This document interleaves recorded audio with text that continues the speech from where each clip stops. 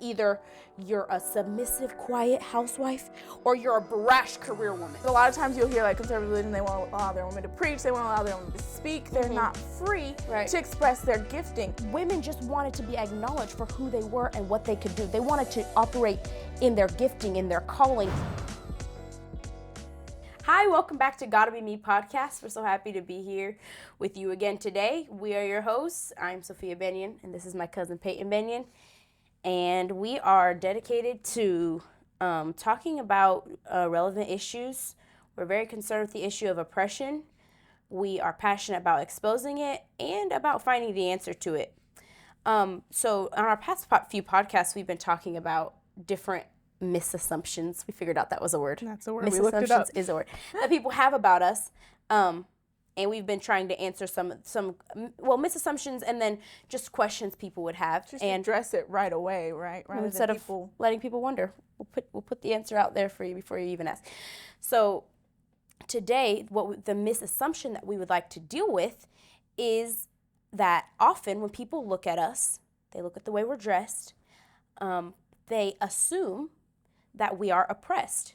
Well, that's because they think honestly, from our past podcasts, they think, oh, they're conservative, right? They're religious, and they're women. And honestly, I mean, I can't stick up for them too much. I can't stick up for conservatism that much. You know what I mean? It's been there, and it's just been true, right? And that's what has happened in the past. And when women have wanted to be free, and Christianity should have been there to liberate them, and show them how to get there, how to be liberated and be who they were called to be, it wasn't there for them. The church wasn't there. The church wasn't there. Christianity wasn't there. And women tried to fight it out on their own. And I feel like that didn't go the best for them. Do you know what I'm saying? Like, their marches were often stolen by people that had other agendas for them. Often. I think about women that were feeling discontented in their home because they were basically slaves. They were second-class citizens, and they truly were oppressed. They couldn't own land. What is that? If someone's widowed, they can't own land. They had no privileges. They had no way to. I wanted to read a quote from a message preached by one of the ministers in our church. Her name is Sister Elizabeth, and she was preaching a message about the oppression of women, and she said something that I thought was so good and so true at the time, that women, she was saying how they couldn't maybe have necessarily articulated this, but they wanted to be more than sex objects. They wanted to be more than dishwashers. They wanted to be more than laundromats. They wanted to be more than floor scrubbers. They wanted their identity and their calling to be recognized by the world.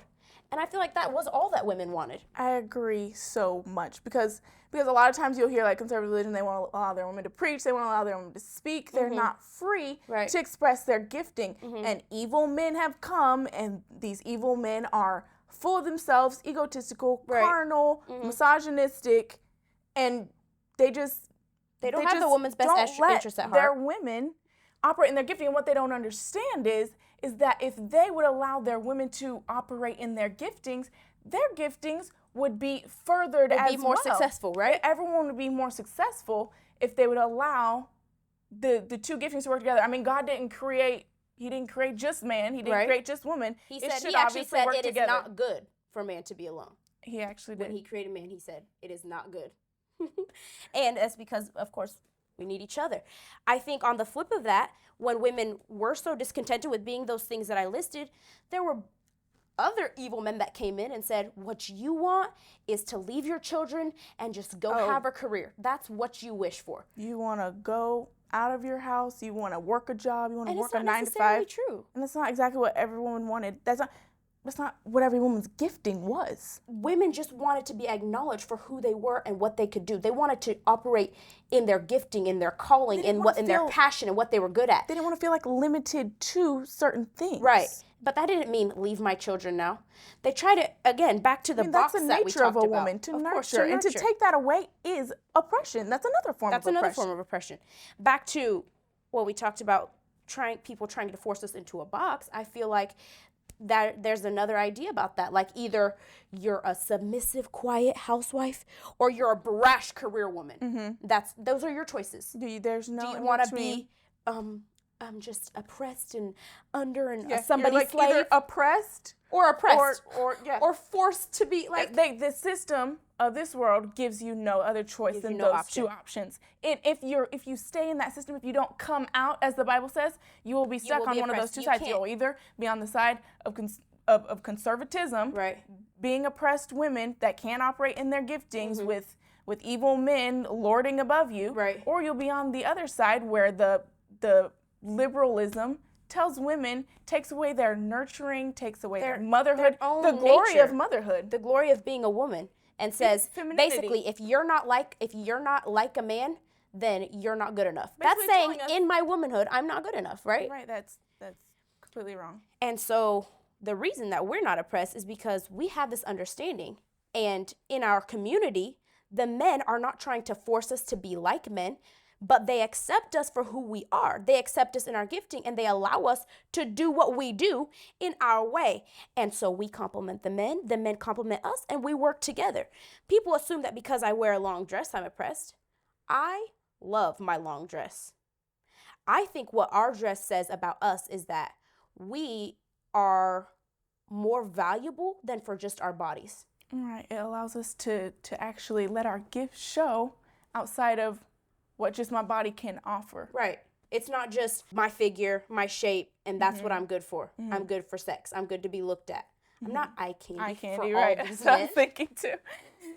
My dress shows that I respect myself. I respect my own self. I respect my privacy. I respect my my dignity as a woman, and I believe that that's reserved for, my husband, my man. But like, it's not for all the world, and it's not my man.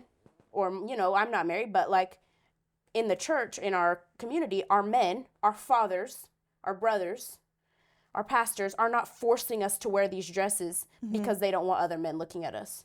Right. We choose that based off of an intelligent decision that we feel that our dress actually beautifies us. It does. The modesty looks good on a woman, and we will not allow ourselves to be oppressed by any other idea. We won't allow Hollywood to oppress us by making us feel like we have to dress a certain way to be beautiful. Hollywood has done a lot for that. And social media has oppressed women to an extreme. Body dysmorphia has become like people with true all problem. sorts It's giving people mental health issues. Like, what is this? On the flip, though, we won't allow conservatism to, put a hat on us and tell us, stay at home and have 20 children and just clean all the day. Stay pregnant so you can never know what you're supposed have enough to energy do. to fulfill your gifting. To go around, right. So, and we're thankful for that. We're so happy and proud that we can be a part of this community where we're loved, appreciated, and we all work together to benefit one another. Well, that's all we have for you today. We're so happy to be able to discuss that with you. Please, if you have any comments or questions, post them in the section below. We appreciate all your interaction. You know what time it is. Peace, love, and hair grease.